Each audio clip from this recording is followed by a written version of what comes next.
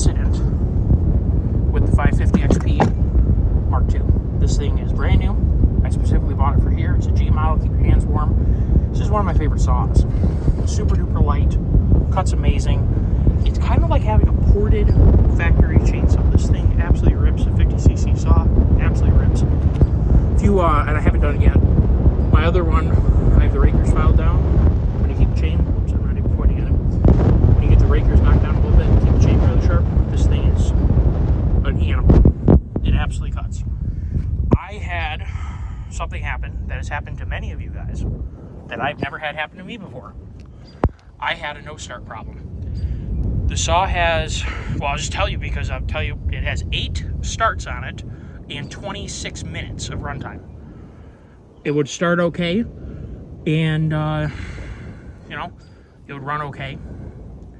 I did notice a couple times it didn't want to hot start quite the way that I would expect a 5 Series to hot start.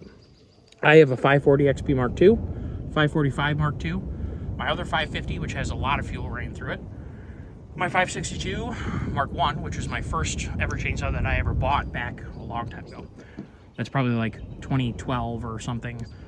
That was my first chainsaw I ever bought, which has been a really good saw, no problems at all. I have a 572 and a 592. That's it for 5 Series.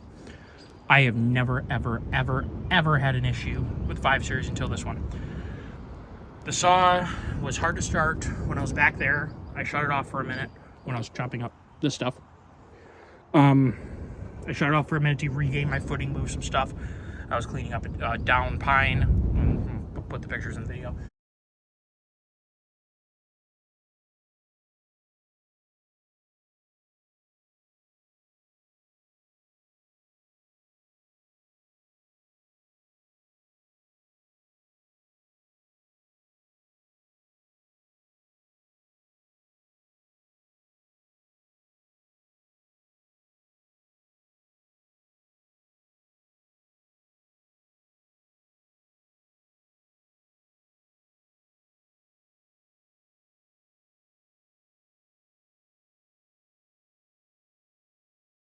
And this down tree that got taken down in a windstorm or something like that. Shut this off to take a breather. Could not get to start. Pulled and pulled and pulled and pulled and pulled. Finally it ran. Then I quit for a while and I go and hang out with my neighbor, who's been a longtime friend. Well, new neighbor technically, but I could not get the saw to fire up after shooting the breeze with him for like 20 minutes. I was going to go back there and do a little bit more. Could not get it to run. Checked for spark, shocked the crap out of myself. Definitely has spark, ample spark. It's amazing how much spark these small motors generate. Plugs are good. Plug was dry, and it was a little bit gray, which tells me it was running lean, and it tells me that the plug was dry. It was not flooded. So I brought it to the nearest. I shot west a good 45 minutes, or shot east a good 45 minutes to Alpena, which has an awesome little place. What is it called? I should really say. Like,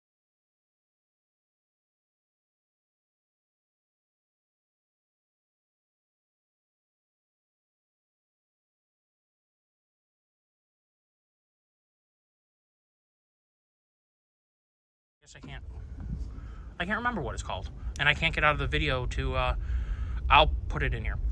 What the place is called. They were excellent. The guys stayed late because it took me a while to get there to make sure that it got updated with the newest firmware update, and it fired right up and it ran great. So if you're having trouble with a 5 Series, I have heard that this is an issue where they just suddenly don't want to run right, and it is absolutely mind-boggling how you can have a saw run just fine and cut and do good things and then suddenly not want to start ever again. That is something I've never encountered ever.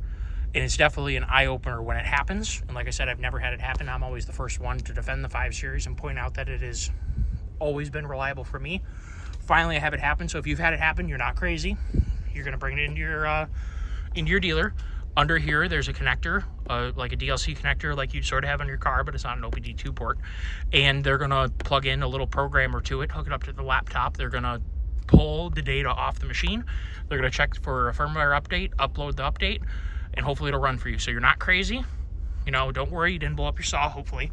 I mean, it was in the back of my mind too. Did I blow a crank seal or something wild where it's so lean that it won't run?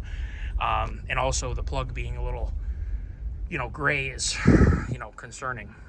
So you're not crazy. Go into your dealer, ask for a firmware update. It blows my mind that it would run for 26 minutes of runtime, and I used it hard. You know, limbing is hard on a saw. I think it was like a max RPM of like 13.8 or something like that. It said. I mean, I was using it hard limbing and cutting up this stuff. It's not super dry, but I mean, it sort of burns, so it's something. You know, go in and get that checked, and don't worry about it. And hopefully this comes up so it gives you a little bit of reassurance that you didn't blow up your saw and what you can do about it, because it is definitely unnerving. I was up at you know, my property here in relatively the middle of nowhere, and thankfully I had 45 minutes away an actual Husqvarna dealer that had you know, all that stuff.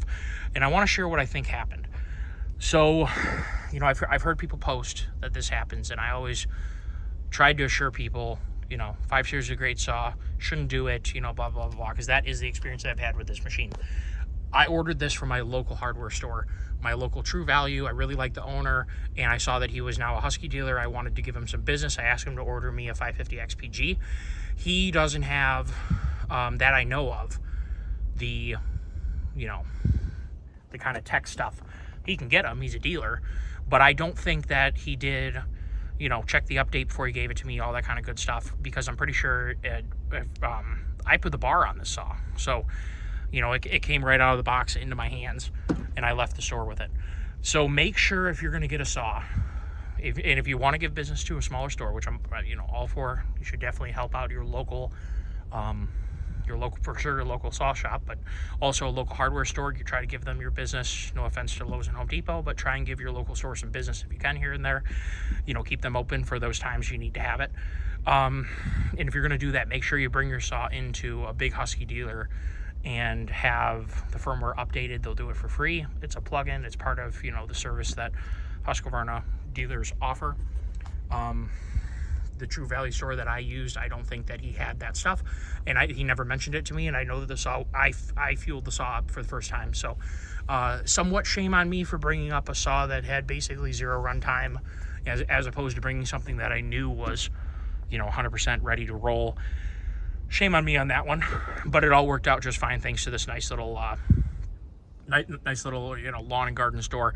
If you want lawnmowers, chainsaws, weed whackers, blowers, you know, it's just a Husky dealer. I will put it in here because I'm so happy with their service. If you're up in northern Michigan, you have trouble, I highly recommend that you go there. I don't know what other ones.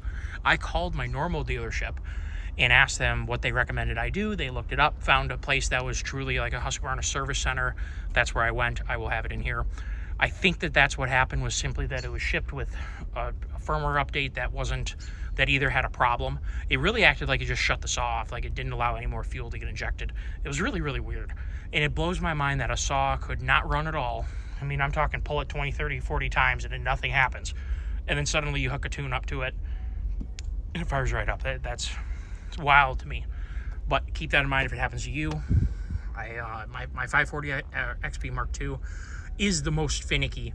It can be a little bit pesky sometimes, and perhaps I should check and see if it needs a firmware update. I didn't think about that. Maybe I should have brought that today.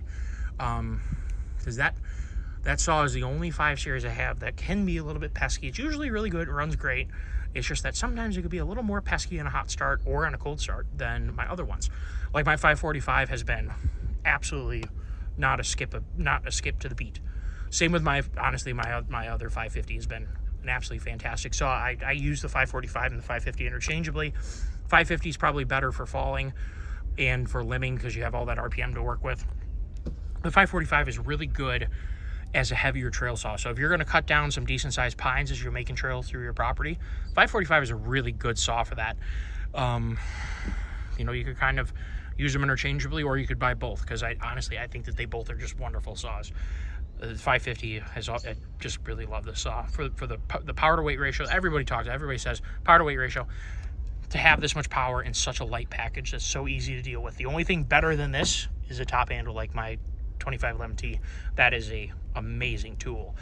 The 540 is kind of like having a chainsaw, a full-size professional chainsaw in a top handle. Not that the the 2511 isn't a professional saw. It is. The 540 has got so much power. I would bet on that saw outcutting rear handle chainsaws that are bigger chainsaws than 40 cc's. I mean, I would bet on that thing over a homeowner 50 cc saw, even a 55, and maybe even a 60. That saw cuts really, really well. So the 540 is a wonderful saw too, but it weighs a lot more than the 2511. So keep that in mind. This saw, if you owned land, you didn't own any huge trees, look around here. You know, not terribly large trees. There's a big pine tree. My fire's going pretty good now. There's a big pine tree back here. We have some decent hardwoods back here too. Can you see it towering over everything? It's literally directly back there, just hard to see. There it is. You can start to see it peeking through.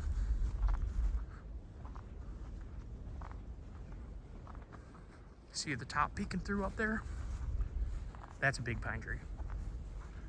If you don't have any crazy big trees, if you had a top handle 2511, there it is. Can you see it now? There we go.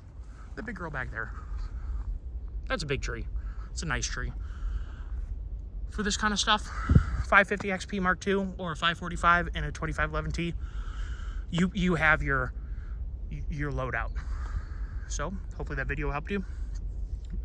Make sure you go to a dealer and get that thing flashed. It's amazing the difference that made. Have a great day, everyone. Take care.